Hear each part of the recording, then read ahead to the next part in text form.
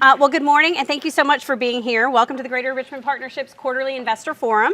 We're so pleased to be here at McGuireWoods today, so please help me in thanking GRP Investor, McGuireWoods, and Chris Lloyd for hosting us here today. So thank you very much, Chris. We hold these events on a quarterly basis to keep them exclusive to GRP investors only. We change the topic each time to keep them fresh, timely, and to ask our partners to participate with us. Without our investors, we couldn't do the work to bring jobs and investment to this region, and so we would like to thank you. And Chris, you're up. I don't know if I need to turn that on so y'all can hear a little bit better, but good morning. Again, Chris Lloyd. I'm the Senior Vice President of Infrastructure and Economic Development here at McGuireWoods Consulting, and really thank y'all for joining us. And again, I'll echo what Jennifer said to express appreciation for your commitment to the Greater Richmond Partnership in this region. You know, I spend my time traveling the country, working with other economic development groups and representing our clients. And it's always great to come home and to see the collaboration that exists among the communities in this region and the support of the business community for the Greater Richmond Partnership, because that is really what is key to the continued growth and prosperity of this region. And I see places that do it well, and I see places that do it poorly. And those that do it well really build on and are built upon and thrive because of the investment of the business community in making sure it's a success. It's not just up to these four individuals and the state to make sure economic development is a success, but it's important for all of you to be ambassadors for this community. That as you're out talking to your colleagues in the business community elsewhere, you're talking about the importance of the Richmond region. As you're talking to your supporters, your investors, your colleagues, your competitors, that you're talking about the importance of investing in Richmond and growing in Richmond. So again, really wanted to say thank you for that opportunity and for this opportunity for us to be a part of this, but also to bring y'all together and to thank you for supporting the Greater Richmond Partnership. We're very pleased to be joined by 5 excellent panelists today, and I say that not just because of their impressive resumes, but also I've had the honor to really grow up with many of these folks in economic development, and some of them going back even to my grade school years. Garrett Hart's mother was my government teacher in Louisa County High School, so I've gotten to hear about the great Garrett Hart since I was 15 years old. So, because you know, Mama was very, very proud of her boy. So. The only one more proud of was him. No. So, but really, with when you look at Vince, John, Garrett, Anthony, and Leonard, I mean, this is just you. We are very lucky in this region just to have world-class folks representing our counties, and then in cooperation with the excellent team at the Greater Richmond Partnership, to really just talk about the great business proposition that this region has, how we're a great ally for not only attracting new companies, but also supporting our existing companies. And so, again, y'all are I think, going to hear some great things from this group. So I will introduce them just very, very briefly, their bios. So first, to my immediate left is Vince Barnett, who's the Senior Vice President of Business Development at the Virginia Economic Development Partnership, which, as y'all know, is the state's principal economic development agency.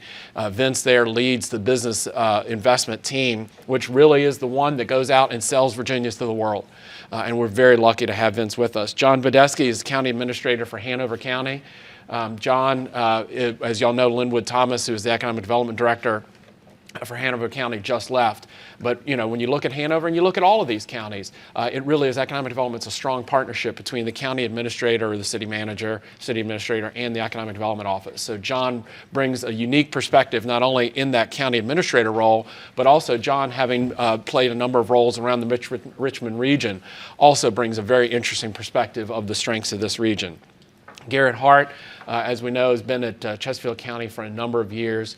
Very lucky to have his leadership in what is geographically the largest, and now population-wise, the largest community in the Richmond region. And Garrett's showing a great deal of leadership, which we'll talk about with the development of Upper Magnolia and other projects. Anthony Romanello, now with us with Henrico, has been here a number of years and has had several other roles around the state. So he's gotten to really be a part of the growth of the Richmond region with Henrico County, and obviously Henrico County with the corporate growth, with White Oak and other things that are going on in Henrico, and we'll talk about some of those more later. We're again very lucky to have him, and then Leonard Sledge here in the city of Richmond. Leonard also has had a great career. He did stray for a little bit and went to Henry County, Georgia, but he quickly realized that Virginia was where his heart was, and has come back to work with the city of Richmond. So again, I hope y'all will join me in thanking them for being here and welcome them into this group.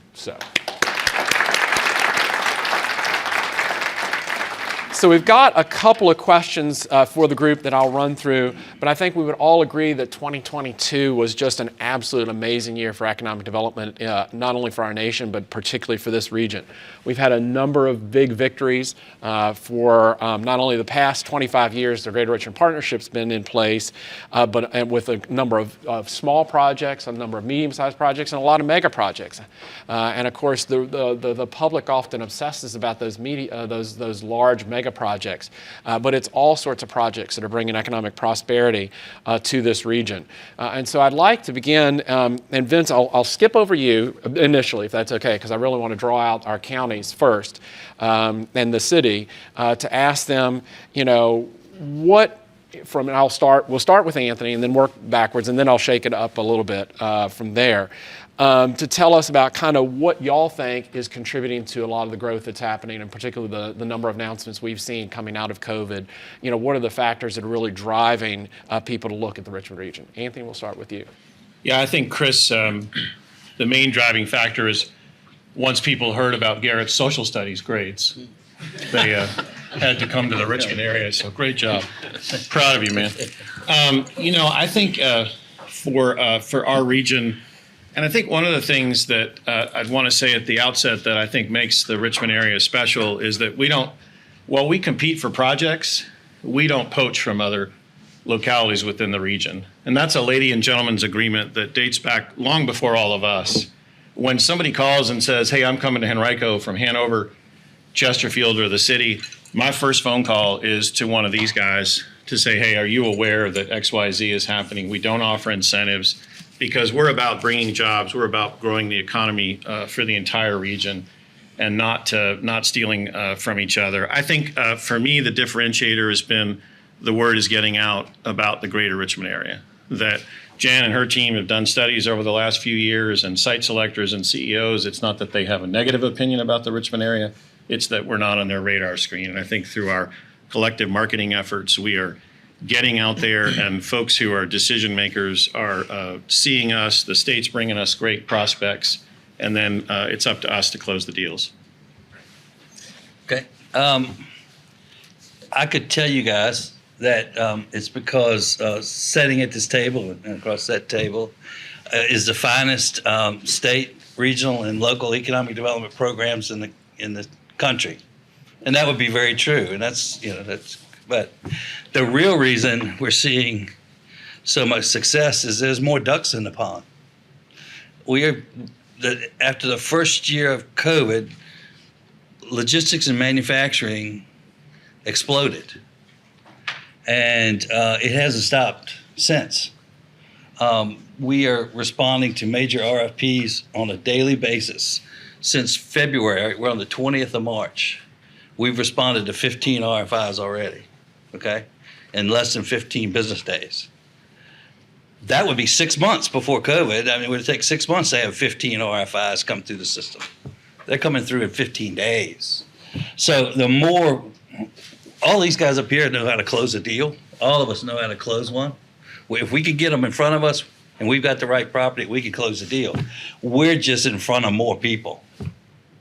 And that's really, as I see it, the difference between, the volume of success we're having now versus previous. I think these two gentlemen sort of touched on it. The Richmond region, I think locally we have sort of sometimes we challenge ourselves. Do we regionally cooperate? Do we work well with one another? And so that perception is getting out there. You can tell the regions, we're blessed to have multiple AAA counties in this region. We're blessed to have the working relationships, and I call these gentlemen friends, because it really does go a long way with that work. Well, I'm very proud that Lego went to Chesterfield. It's a win for the region. region. It's a win for all of us. We have a talented workforce. That word is getting out. We have, we've had an abundance of product. I think that has put us in a well position. We've always valued our East Coast position, but having the product with the change out of COVID, if we don't look at COVID, while it had many challenges, it also presented a great deal of opportunities for us. We're seeing a lot more logistical kind of work, distribution, manufacturing interest now more than ever. Starting to see data center growth more than ever. And so as we see this interest, I think at the end of the day, the quality of life here is really unsurpassed. And so as you put all the pieces of the puzzle together, it's really positioned us extremely well. And having a city center like we do is really an asset. Good morning, everybody.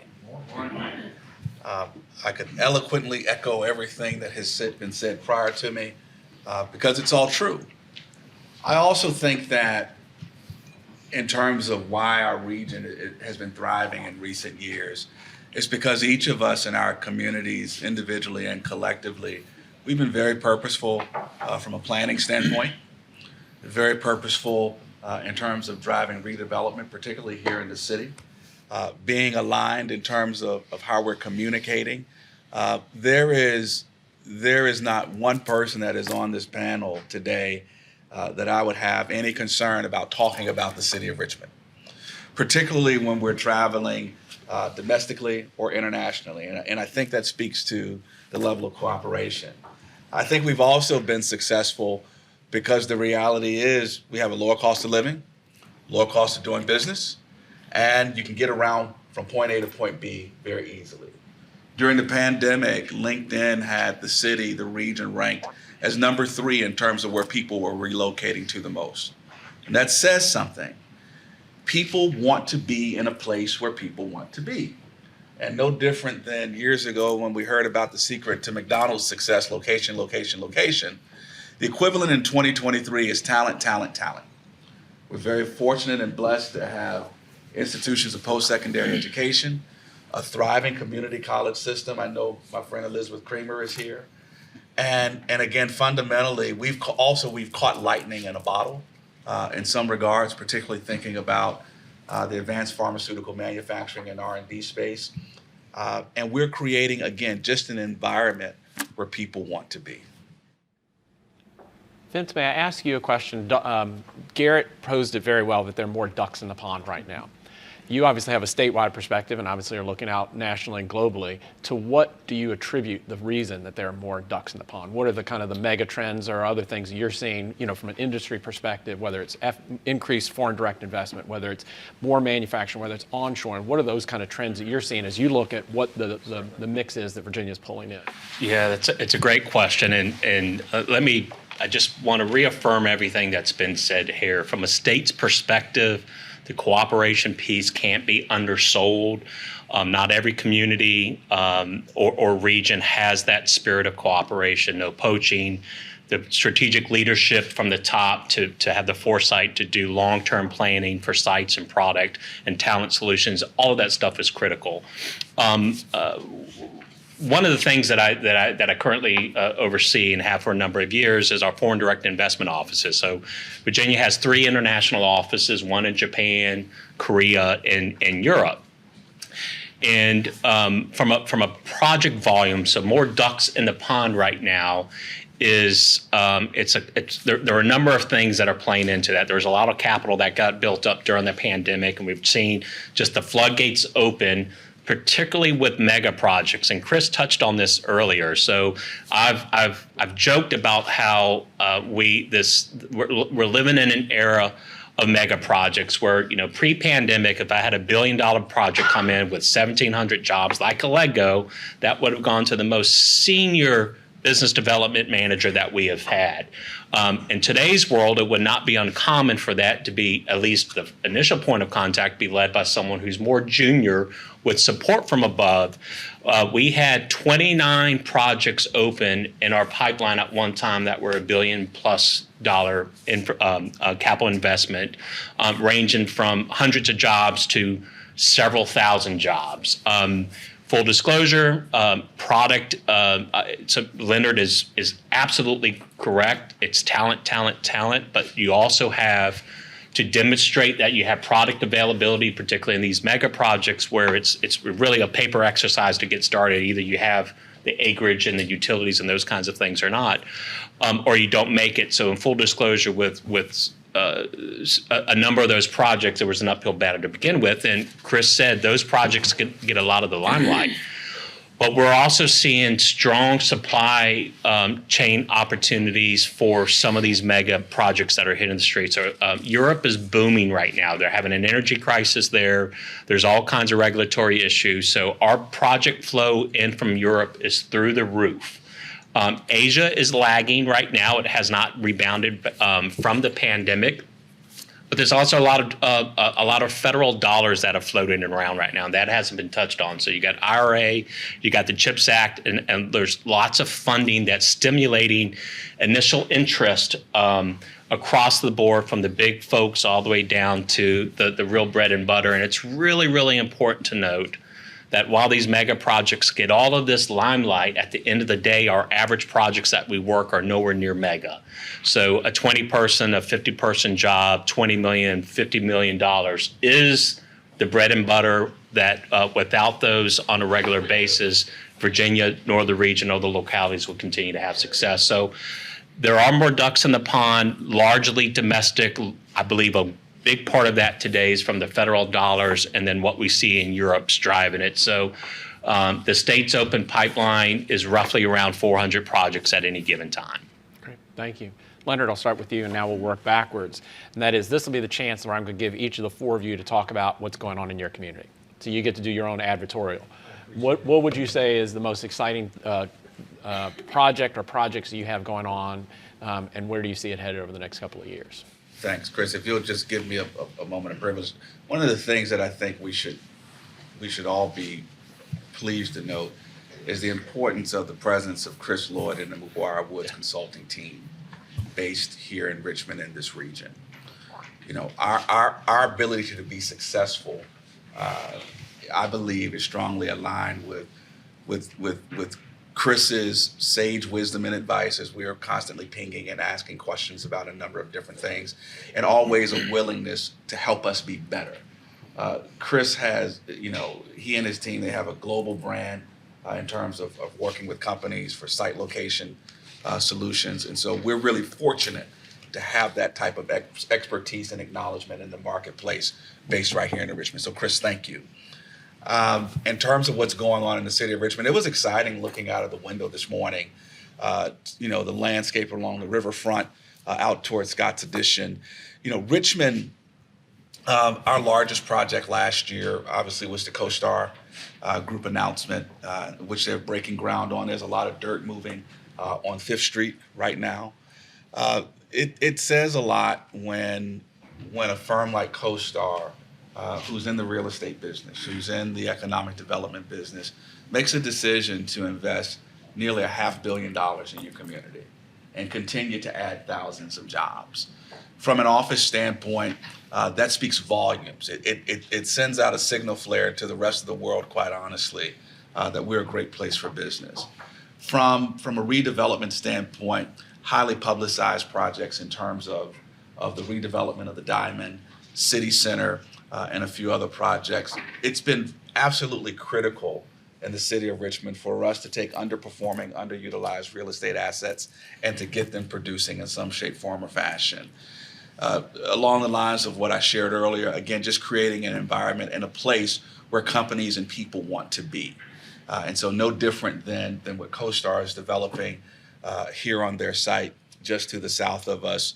Again, just looking to help create activity and similar type of energy for other companies. And also, I see my friend Jonathan Squire sitting over there. Jonathan's been writing about an amphitheater project that's being proposed along the riverfront, also creating entertainment opportunities and unique places for people to have the types of experiences that they want to have. And so just really excited about lots of things going on. Thanks. Hanover's seeing the peak of both total investment and a number of permits generated commercially. The past 4 years have been our highest ever in recorded history. And so for us, it has really opened up different markets to different products. You may be aware that the Commonwealth has made some investments with ABC, and no, I don't get access to bourbon better than anybody else. We just broke ground on the forensics lab. And so while they're not taxpayers, they're bringing a lot of jobs, a lot of quality jobs to the area and opening up other areas for us. We have invested heavily and initially incentivized and no longer, but in the spec market and trying to speculatively rezone properties to make it more attractive. I tell these gentlemen every day, the work of economic development is probably as tough now as it's ever been. There are no easy deals, and so it takes a lot of the talent here and collectively in this room to get the work through. But those kinds of programs have not only helped Hanover, but in the region. Right now, in the past few years, we've had about 3 to 4 million square foot of spec going up, and we have another 4 to 6 million in the works as we speak. And so for us, that has been a very good market. It insulated us through COVID. We're seeing a lot more middle office with warehousing and logistics. So with PFG and Wegmans expansions, that has served us well in bringing some other higher quality, median plus income jobs to Hanover. And really from the regional perspective, we are getting that benefit. So as other folks are coming in, and whether it be supply chain or other opportunities, I can't tell you how many companies that have come speak to us just in the past year that are they were in Boston or they were in New York, and they want to find that more central eastern coast kind of location. And between the quality of life I mentioned that we can offer, plus the amenities that this region offers, it has served us pretty well in the past few years. Since I got to see the script, I know I'm going to get another question about Upper Mag, so I will save that. And I would like to talk about Spring Line in District 60, which we will do the groundbreaking on this morning. And thank you, Jack, for a good article at BizSense this morning about. Most of you guys know that as Spring Rock Green, which we are going to knock down at 11 o'clock today to make room for Spring Line. It is, it is over 1,000 residential units, 150,000 square feet of retail, 300,000 square feet of office, and a hotel when fully built out. The EDA is an active partner in that. It's a public-private partnership program. Why are we doing that? Why is Leonard doing the Diamond District? You'll talk about Green City. We are doing it for one reason: talent attraction. Talent. We are winning the talent attraction game in Virginia right now. We are the only region that is gaining population. Northern Virginia, Hampton Roads are not. The talent is coming here to live because it's a great place to live. But we need to continue to provide those types of amenities and locations where people can live that they want to live to continue to attract that talent. I tell you, we're winning. We're winning in Virginia, but I get 2 digital papers every day in addition to BizSense, one from South Carolina and one from the Raleigh-Durham Triangle area. They are winning down there too, okay? And they are outpacing us. When I say we need 5,000 apartments in Chesterfield, the Raleigh-Durham guys are looking for 35,000. So, and they are investing heavily in their lifestyle and their opportunities to attract talent, and we need to keep up with it.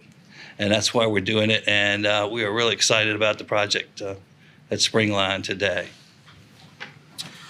Yeah, I mentioned the pandemic tested the internet. It passed the test. We proved that knowledge workers can work anywhere in the world. And so the question I think we need to be asking ourselves is, why not the Richmond area? And the opportunity that we have. You think about why each of us chooses to live here, why we choose to work here, why we choose to raise our families here, because of the quality of life that we enjoy, and how can we get that message out there to continue to bring in the talent that Garrett is talking about. I think that's an opportunity for us, as well as a really big challenge for us here in Central Virginia, and then throughout the Commonwealth. We've started through Henrico our Live Your Best campaign, which is really just touting what the county and the region has to offer. So yeah, you can get information about empty buildings, you can get information about land that's available, but we want to tell the story about why you want to live here and then after that, make your business decision. Garrett mentioned Green City, which is part of our redevelopment portfolio, a $2 billion eco district that's going to be breaking ground later this year. $500 million at the old Regency Mall, hundreds of millions of dollars at the old Virginia Center Commons. I wish I had more old malls to redevelop, because they have become a real opportunity for us to grow the tax base and to completely pivot in those buildings. I'll mention too, life sciences. We are in a really good spot. Life sciences, not just in the Richmond area, but in the broader region. An announcement this morning in the RTD about Civica and making insulin down in Petersburg. We're going to see more and more of that. Garrett and the Chesterfield team got a piece of that, and we're going to see more and more of that in the Richmond area. Leonard and I were privileged last year to join the governor in announcing the third expansion of PPD, which is now Thermo Fisher Scientific, which is one of the largest contract research organizations in the country. They're a $40 billion company. With their latest expansion in the city of Richmond and Henrico, they have 1,800 scientists on their payroll right here in the Richmond area, spread out over about a dozen buildings. And we're going to see that continue to grow in the Richmond area. And I think with what's happening with biotech and the expansion there, what's happening down in Petersburg, we're well situated to really grow in that sector. And then I could talk for hours about data centers, which I won't. Most of you have heard my spiel on data centers. If you want to hear it again, I'm available right afterwards. But what I would say is there's billions of dollars investment happening at White Oak. They're my favorite bird is flying just near the Richmond airport. There's lots of cranes out there. Please take a ride down Technology Boulevard and see what's happening. Great, thank you. Not all five of you need to answer this, but I welcome your thoughts. You know, the greatest, or what I think one of the best things about the Greater Richmond Partnership is that final word, and that is partnership, because that's what economic development is. It's a partnership among the localities, it's a partnership among the region, it's a partnership with the business community. What would y'all say are the things that particularly the people in this room can do to support you in that partnership? Certainly, I'll start. And, VEDP, Virginia Economic Development Partnership, has the word in our name as well. And it's one of our core goals that we have is to be a super collaborator among all of our partners. And it's a little bit of a cliche, but it is a sincere meaning for economic development. It is a true team sport. So the work that Jen and her team are doing with us at the state and with each one of the locals is critical, because no project can be done by one entity. So we say at the state level, deals are closed locally.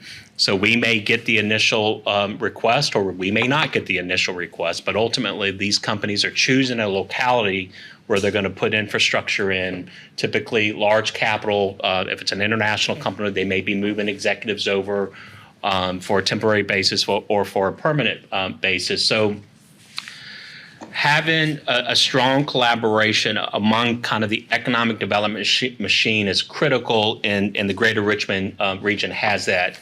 In addition to that, to Chris's point, how you all can help, I think just by showing up today is a strong sign. This is a pretty packed room. So as companies are looking to locate, many times it starts with talent, it starts with product, but there are a lot of sites in states and regions and localities that can have similar attributes. So you're looking for things that can distinguish you, and having a robust business community that's involved, that is in terms of networking, or the simple things. Hey, we're coming in, we're thinking of this idea, and sharing ideas and bouncing off, or just looking to talk with someone about, hey, where can I play tennis or golf or whatever it may be. Having you all involved from a recruitment basis when we're bringing in clients from out of town as testimonials. A lot of times we want to put you in the door and behind a closed door with them, just so they can hear firsthand what your experience is like doing business in the market. And keep in mind that experience is everything they've talked about. Yes, it's business, but it's also what is it like to live here. Would encourage all of you to stay involved, continue to support GRP, but not only just from a investment standpoint, but also when we're bringing clients in from out of town. No one can sell it better than those that are doing work here, and I'll encourage you to stay very active and involved in that process. 804-401-5432. That's my cell phone number. I can't help you close a deal that I don't know about. And many of the projects and deals, Vince mentioned some may be, projects of 50 or fewer people. There's no project that is too large or too small. But we can't help, from a partnership standpoint, what we don't know about. And so I would encourage you all, under the cone of silence, per se, as something comes across your desk, do not hesitate to pick up the phone and call any of us so that we can figure out how to be value added for that project to land and to stick. I will take on the mantle of financial ask for Jen here and tell you that I hope all of you understand that this is a private-public partnership, GRP is. And funding comes from your investment, and then it comes from the locality's investment. We're dedicated to match or see whatever the private sector puts in.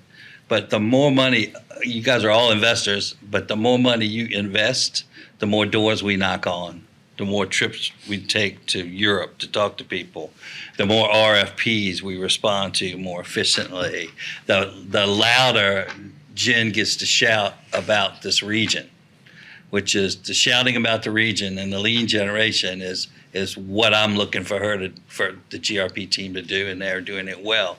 But, more marketing money would be great at the state.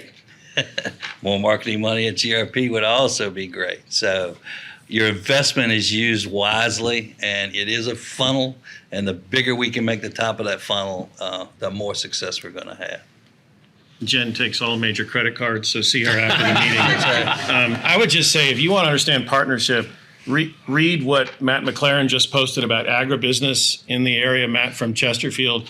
Read what Andrew Lawson from Henrico just posted in our blog about partnerships. Two great pieces that are out on LinkedIn, and really talk about how it just doesn't happen if we don't partner. I always like to talk about that. I think what separates the good communities from the bad in economic development is one key, and that's intentionality. And that is, you're going to get a certain amount of economic development or growth just because you exist and breathe. But it's those communities that go about it with intentionality, that have vision, that have plans, that are doing sites, that are doing marketing and all, I think is what distinguishes it. So I'm going to use this chance to let each of the communities talk about what they're doing with intentionality.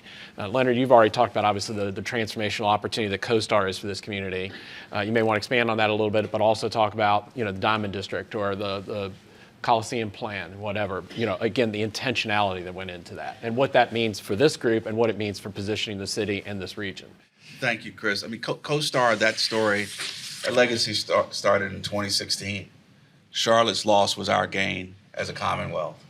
And what started as a small office, some sublease space, now CoStar has purchased that building. They have subleased space during a challenging office market. And now they're making, again, a nearly $500 million investment and adding nearly 2,000 new jobs. That speaks for itself. From an intentionality standpoint, how many of you remember these two words, Navy Hill? It's okay. I'm healed. The project got voted down, and fortunately, it has been resurrected in Henrico County. Really excited to go see B&J one day. Beyonce and Jay-Z, I'm sorry. But from the standpoint of intentionality, we listened as a part of that process. And we moved forward. Richmond 300, our city's comprehensive plan was underway. Small area plan came out of it, the Greater Scots Addition small area plan. And then on the heels of that, the City Center Innovation District small area plan. I cannot emphasize enough the importance of strategic planning, comprehensive land use planning, to set and cast the vision. So when it comes to the Diamond District, because of the purposeful community engagement and outreach, by the time that plan is adopted, it's no longer a question of whether or not Richmond wants a baseball stadium. It's how do we get a baseball stadium? How do we make it happen? And the process by which we go about that. And so from a purposeful standpoint, then it's the zoning and making sure that there's an environment trying to de-risk as much as possible the question of, is this going to happen or not? And then it's being open and having a transparent solicitation process that yields 15 proposals, and we narrow it down to 1. And then we copy and paste, and we do that again with City Center. And so now we have a small area plan. We have an area that's rezoned. We have a solicitation that's gone out. We've smoked out interested developers. And speaking of regional cooperation, that project in City Center is a joint solicitation between the Economic Development Authority in the City of Richmond and a Greater Richmond Convention Center Authority, which is made up of each city or the city and the 3 counties, and also in unison as the board. And that project, again, to help drive broader tourism in the region.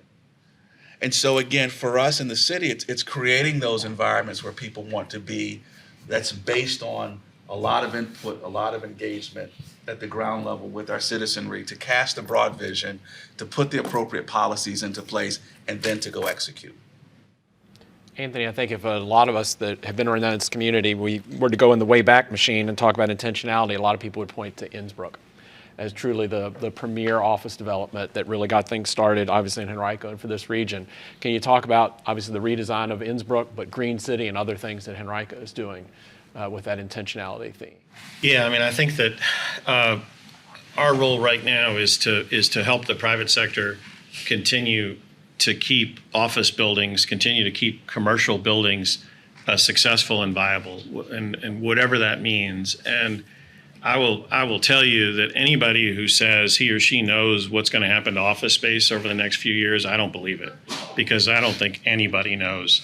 There is no wise old man, there is no wise old woman on what's going to happen with office space. So the challenge for us is to stay flexible and make sure that we can pivot as the private sector needs us to do. What's happening in Innsbrook is really a rebirth with more mixed use, more residential, and we're seeing a conversion. When Capital One sold 2 of their buildings, Berkshire Hathaway Energy came in and took those buildings and invested about $40 million into those for office space. So whether it's they're fully in the office, fully remote, or somewhere in the middle, trying to make sure that we can respond to the needs of what the private sector has. What you're going to see at Green City, particularly with the old Best Products office building, is something that'll be unique in Central Virginia in terms of a living building. And companies what's really exciting about that is that companies who have a commitment to sustainability but may not be able to afford to build their own building can come in there and lease space and really live up to their commitments. So I think that we're seeing redevelopment, we're seeing reinvention of these properties to help them stay viable. We're all doing that. I mean, that's what Garrett's doing, and Joe and Mr. Winslow. I mean, that's what Chesterfield's doing later this morning across the street from the old what's it called? Across the old street from Stonebridge. No, it used to be Cloverleaf. Stonebridge. So Regency South, maybe, is what you could call it. But congratulations to Chesterfield for the. I mean, we all have to do that, and I think it's incumbent on us to set an example so the private sector sees what we're able to do and how we can convert these properties to make sure that they stay viable. John, you mentioned that while Hanover may not be incentivizing speculative development, that clearly was a decision, not the decision not to incentivize it, but to pursue speculative development and investment was a key decision that the county made. And obviously y'all are reaping the benefits of that. And I always say, when I'm asked by a community to see if it's caught fire, and that is, do you have regional, local, but particularly national institutional investors coming to that community and building and putting money in? Can you tell us a little bit about what Hanover's thinking was and some of the benefits of that? Thanks. Intentionality looks a little bit different for all of us, but in Hanover, a lot of our land has been, while it's comp planned for certain types of uses, it's been left in A1 status. And as everyone knows, time is money, and a lot of the work that folks do, and certainly in the intentionality of the planning and making sure you have all the utilities and such aligned. For us, speculative zoning had served us well. It really allowed some folks to take their land, have it zoned for a particular use, not have to face the penalties of back taxes as they put it into the proper zoning until the time of a deal was arranged. And so for us, it has served us well. It's always interesting to me, and as we talk about regionality, one of the biggest ones, and we just announced Sanmar a couple weeks back, is primarily going to fill a 1.1 million square foot building. The first time I actually met with the investors in Sanmar was in a helicopter going over that site. Some of them came down from Boston, some came from Denver area. They don't know where the border of Hanover is. Oh, is King's Dominion in Hanover? Yes. And so where are they looking at? So they picked a regional hub that worked for them. They did not have a tenant when they decided to build that building. 1.1 million square foot, no tenant lined up, and those guys did not have a concern, one, that they were going to fill that building, and this was a year and a half ago, and it's completely filled as we speak. All of our speculative space, quite honestly, even before the shovels are going in the ground, is already having interest in filling that space. Our vacancy rates are at all-time lows. The program has served us extremely well. But as we move forward, still looking at speculative zoning, but being more intentional about other kinds of uses that are going to drive the kind of job investment that we want to see, the kind of neighbors we want to see, quite honestly. And the program has served us extremely well. We also have been able to, a lot of the folks about half the folks that work in Hanover live in Hanover, but the other half are living in our neighboring jurisdictions. So the value to all of us, so their success brings Hanover residents and vice versa, has really served us extremely well. As we continue to have managed growth on our residential side, the business investment growth is bolstering our overall economy. And so we're able to make those long-term investments in the typical operational new school facilities, public safety facilities, those kinds of things because of this level of investment, and continue to grow as we look at trying to make sure that our tax base is sort of diversified with more of an 80-30 kind of split, 30% commercial. Moving that needle 1% is big. We've been able to move that needle 4% in the past 4 years. And so these kinds of investments and intentionality about what do we want and how do we want to go after it have served us extremely well. But there are products that we've been the beneficiary that have looked at the entire region, and there are other projects that went to the surrounding jurisdictions. But at the end, we all win. I'm glad Leonard mentioned the city center project. We've always been partners, whether it be the convention center, other regional projects, transportation authorities, and we're really proud to be part of the convention center's success in the future through the city center project. You're hearing a tourism improvement district discussion that is a regional opportunity for us to promote this region and all win and our hoteliers win. So collectively, while spec has served us well, it's all the pieces of the puzzle coming together. Garrett, we've mentioned Lego a couple of times today, but of course that's part of Meadowville, which was really a success story that's 30 years in the making. And so now Meadowville's full. So tell us a little bit about kind of the plans and the intentionality around Upper Magnolia and other things. Sure. It is Chesterfield Economics Development intention to create the single best large format site in the state of Virginia at Upper Mag, a site that can handle over 600 acres of development. We are focusing our transportation needs, our utilities growth, all on economic development. As we use Upper Mag, as we prepare Upper Mag to be hopefully not a 30-year success, but a little shorter term success. But as we focus Upper Mag to be a success, we will be fulfilling utility and transportation plans that we've already done and had in place to support our citizens in the county. It's the economic development that brings the money there to get those things done sooner than later. So it's our intent to attract a business that is not going to create 50 jobs or 60 jobs, but create 5,000 jobs or 10,000 jobs, maybe even 20 in a 10-year to 15-year period. Why are we focused on that? Vince talked about it earlier. We are in the era of mega sites. They are out there, so we need to chase them, okay? The state is committed to it. CHIPS Acts, there's federal funds, there's state. There's never been as many funds available for us to use to improve a site ever before in the state history. The state has committed more money to site development than they have ever in history. We've got a big part of that in the first tranche. We want to go after the next tranche. We want, with help from our regional friends and all of you in this room and our state and federal governments, we will create a site that can change the paradigm for the state. Why is that important? I was with Jason, the president and CEO of VDP last week. Even with the successes we are having, for us to be a leader in business, to be a leading state in business, we need thousands of more jobs than we're creating.